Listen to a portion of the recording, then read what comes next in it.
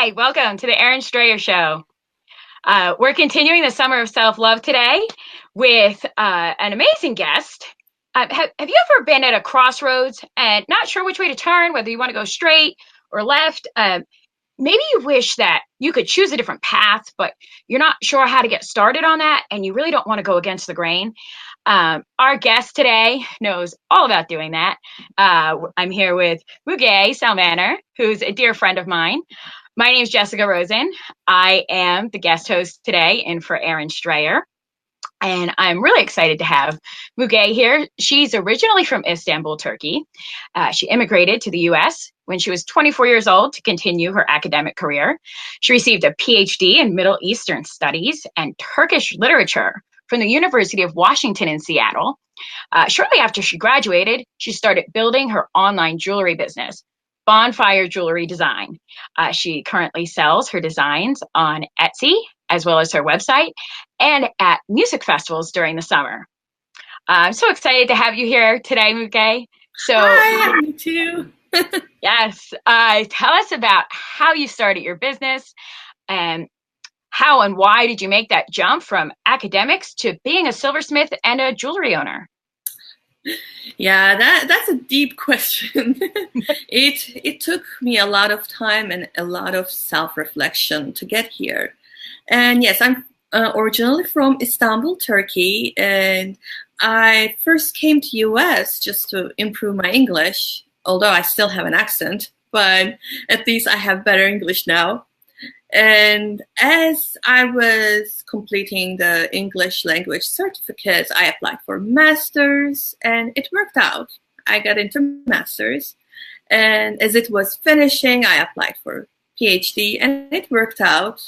And at first, I liked academic environment and I liked my friends, my students. I had so many students. I was a teaching assistant. I was a research assistant.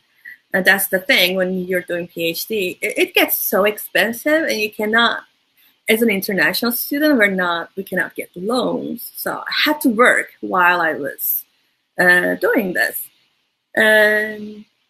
But towards the end, I started to get burned out.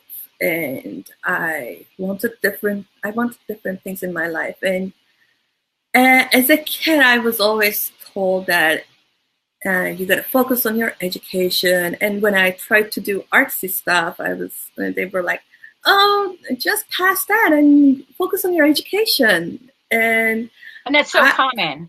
Yes. That's so common, I think, where art kind of gets blown off as like not something to take as seriously if that's what you're into, to go in favor of more traditional fields because they're more stable, right? And yes, that's exactly what you're talking about here is that forgoing that illusion of stability and building it within yourself, right?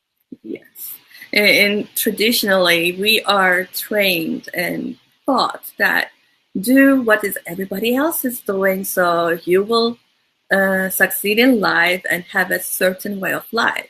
But that's not how it happens because life changes and generations change. We are not living 30, 40 years ago. People getting into job, getting higher and higher in the career, and then retiring. These things are puzzling as well right now. And I was going to talk about illusion of stability. That was the point when as I was finishing, I started to think, what am I going to do? I could go for a tenure track job, which is another 10 years of my life trying to secure that position. And at 95 or 97% chance I was supposed to be relocated because it's so hard to find a tenure track position in the same state you're living in. I could go for administrative job, which is office job, which I did while I was doing my PhD. That terrified me. I didn't want to sit in front of the computer 9 to 5 doing the same thing, even though I respect people who does that and love it. But if you don't love it, ask yourself, what can you do to improve or change your life? And if you think that doing something that you don't love just to have the stability or security will make you happy in the end, that's fine. But that's not what I was thinking. I was thinking there is no stability. Things change. Stability means something stable that doesn't change. But we are always moving. We're moving forward. We're moving backward. And even in that so-called stable job, you have to move and improve yourself, prove yourself to your boss that you are worthy for that position. Otherwise, you're going to lose it. You're not in control on your work environment 100%. That job you have, it might go downhill. Things change. So I was telling myself, and I was at that time meditating a lot, and I realized I can find that stability within myself instead of outside of me, because outside I cannot control. But inside of me, if I know what I want to do, I can build a life upon that. And the last year of my PhD, that was the time that my husband was introducing me to new things just to get my mind off writing my dissertation, because it is difficult. And the depression rate among graduate students is very high. And I was almost depressed. I was having headaches. I was having insomnia, all kinds of things. And he would put out videos on YouTube, people drawing Zentangles and mandalas. And I was staring at it and I was like, I don't think I can do that. I cannot even draw a stick figure, a stick man. And he said, just try, just draw the lines like they're doing. And I started doing it and I loved it so much. And it came so easy. And we would take a walk at the beach and I would collect rocks and then I would draw mandalas on the rocks. And that opened the gate of that artistic expression, I think, in my life. And I started watching more YouTube videos. We call it YouTube University in our house. And I started watching more YouTube videos and learning how to make dream catchers, just to decorate my house. I learned how to make soy candles. And eventually I started upcycling my own jewelry. I loved it so much. But it wasn't until I graduated I took a serious step towards silversmithing. I went to this workshop over the weekend and learned how to make rings, and I just fell in love with fire, with metal. And I told Aaron, my husband, that this is what I want to do with the rest of my life. But I was just saying it, and he said, why don't you? And he's crazier than I am, and I was like, oh, you're just kidding. I can't not do that. I cannot have a stable life. Sure. No, I totally get it because I came from academics into what I do. So, yeah, it's scary. It's really scary when you look at that and you're like, oh, I could do something that's so much simpler and more pared, have a life that is so much more pared down than what's expected of me to have. And when you look at it and that's what you want for yourself, it's scary to think about going that direction because it's not looked at as what you're supposed to do. Yeah. And the judgment you receive from people like, oh, you have a PhD and you're playing with beads? I heard that from a family member. She is very old school, so I understand where she's coming from. But we do get this judgment from the people around us. But you know what? They don't care. They say something maybe mean, maybe rude, maybe just a comment today. They will forget about it tomorrow. Yeah. How do you handle that though? Because you don't forget about it. So how do you deal with that? You know, you've taken that time within yourself to say, like, this is what I want to do. This is what I want to pursue. I'm going to go for this. I'm going to completely change the trajectory of my life and pursue what I love. And you know, going into it, because it's such a big change that you're going to face that judgment. So how do you handle that within yourself? What do you tell yourself? How do you respond to it in the moment so it doesn't wear on you? Because it can, especially when you're just starting out on your path. And I face this, you know, comments like that can really kind of set you back a little bit if you don't have a way to deal with them. So what do you do so it doesn't set you back? I laugh it off. At first, it would upset me. I remember crying a couple of times after these kinds of comments. But then I just focused on my work. And the thing is, my first year, it was such a disaster. I made like $72. And I started to believe those people that I cannot do this. Sure. But, you know, it is very unrealistic to expect your first year of business that you're going to start making a six-figure. Oh, sure. Even five-figure. What can you share with the audience about managing those expectations for growth in that first year? You know, what lessons did you bring away from that? Because you're in your fourth year, correct, of your business, right? So what have, and you, I mean, you went into it with, you know, learning a lot about the platform and selling, and your background wasn't specifically in business, correct? Prior to that. No, not at all. So, yeah. So what can you share about managing expectations and growing your own business, or just changing the trajectory of your life, and how you've stuck with it, and what you've taken away from that first year, what you wish somebody would have told you going into that? Yes, lots of things. I had no idea about marketing, business. I didn't know how to do taxes when you own your own business, and I didn't know how to. I didn't know even what the target market was or content marketing was.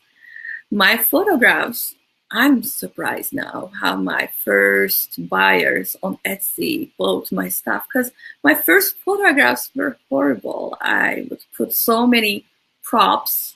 I was also selling multiple things like jewelry, candle, dream catchers.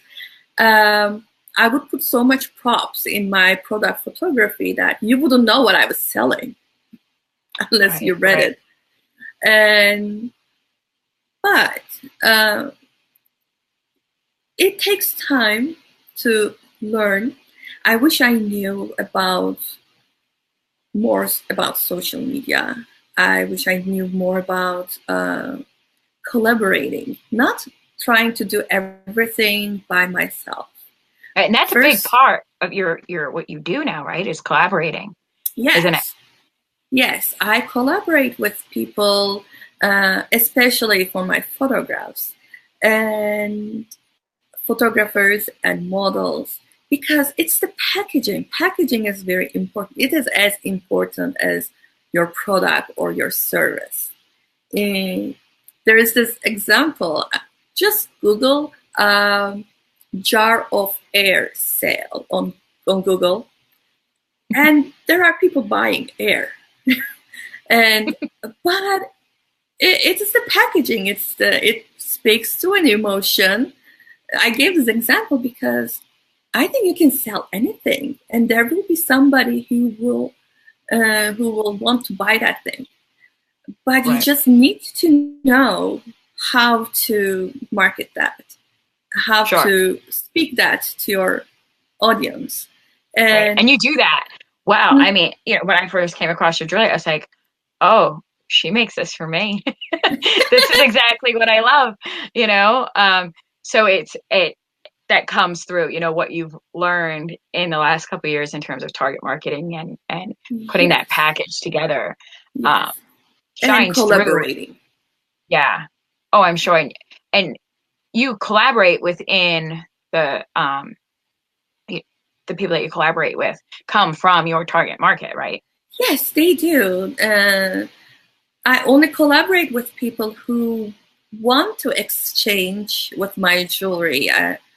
And that's the thing. If you're starting a business, you don't have much money at first to pay for these photography sessions, for models, for website builder maybe. And you start looking for those people who are interested in your product, in your style, that is willing to do this exchange with you. And the people they know, because once they get your product, they will start advertising and telling you, oh, I got this jewelry that is amazing in exchange of my work. And so it spreads, the information spreads. And I collaborated with other vendors when I sell at festivals, sharing booth space. And I've created so many good friendships there. I think that's what makes the small business more organic and genuine. We make connections on a personal level, even with our customers. Oh, sure. And that's what makes it really rewarding on a personal level too, and brings so much to loving what you do, is enjoying that connection and kind of seeing the effect that what you are doing has on the people around you, has on your customers, has on other business owners, right? And that goes back to the whole doing what you love. And when you do what you love, that comes through in everything Yes, that you do, right? absolutely. Yes. Right. Yeah, you have the choice to, when there's crossroads, you have the choice to take that paved road that is straight, and you can walk that road thinking nothing will change. You will always have this income. You will always do the same thing. It might be a mediocre life, but you know that paved road has challenges too that you don't know. It's outside of you. And there's this other road. It's rocky. It's muddy, but the scenery is awesome. That's what I took. And as long as you have that mindset, it doesn't matter. Stability comes. And I'm not telling people just drop your job and start your own business now. No, prepare for it. Don't do it like me, like just blindly you go into it. But after 1.5 years of learning experience, now I have over 900 sales on Etsy, and my website is growing, and I'm not doing 6 figures yet, but I'll get there. So what's different now about your business compared to when you started? What's different about you? How have you transitioned from being, a crafter and creating your craft to an entrepreneur and a business owner? Yes. Yeah. When I first started, as I was saying, I was all over the place. I was making everything I liked that I saw on YouTube, and I started practicing at home. I wanted to put that on my website, on my Etsy shop. And I did that, but I was all over the place. I wasn't focused. And that's one thing. When a customer looks at your shop and they say multiple things you're offering, they do not have the trust in your word because they think you're not an expert or authority on all of them. Even though you can be, that's possible, but this is just because we tend to think everybody one-dimensional. Oh, that's a silversmith, that's a lawyer. No, people has multiple characteristics, multiple talents. But what makes you a business owner is to recognize that how you might be puzzling your customer and you don't seem like an expert or authority in what you're doing. And so I had to pick something that I really loved. And as I said, silversmithing, I loved it. And I said, I will stick with this. And when you start finding your audience, your market, when you start learning how to advertise yourself, paid or unpaid, you are moving to the direction that more of a business owner than a crafter. And there are times that you need to not to take things personally. There are customers you can never make happy, and it's not about you. Don't take it personally. I've learned that along. I'm sure with creating a craft as what you sell, it must be hard because you put a piece of you in each jewelry piece that you make, right? Like you are sending a piece of muguet with every piece of jewelry that you make. So it is so personal to you. And, what kind of, self-care or personal development practices do you engage in to continue on your path that's so non-traditional compared to what most people are doing? Yes. Yes, I need to take care of myself in order, because I am the foundation of this business. And I'm also a stay-at-home mom, taking care of my toddler all day. So I cannot work while he's around. I just told my husband to take him to the beach so I could talk freely. So he sleeps and I work.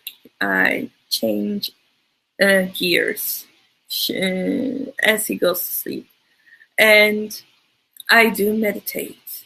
That helps me help me to focus on what's my point doing this. There are times it's so stressful. Just because you're working from home, have your own business, doesn't mean that everything is perfect. There are times I get orders that are, I remember staying up all night doing 10 orders because they have to be shipped out the next day. But I think that it's okay. I'm going to do this.